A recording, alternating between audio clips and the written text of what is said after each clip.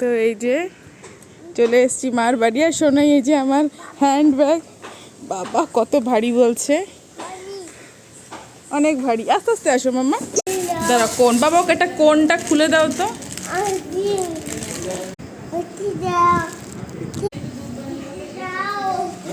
এই যে আইসক্রিমটা নিয়েছিলাম খাওয়ার জন্য, সেটাও আমার ছেলে হামলা করে দিয়েছে, খাচ্ছে আর বনুকেও খাওয়াচ্ছে। যে বনু এখানে,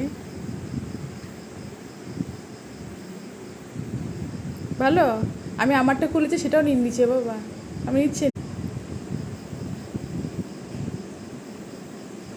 যেখানে পড়বে এই যে আছে হুম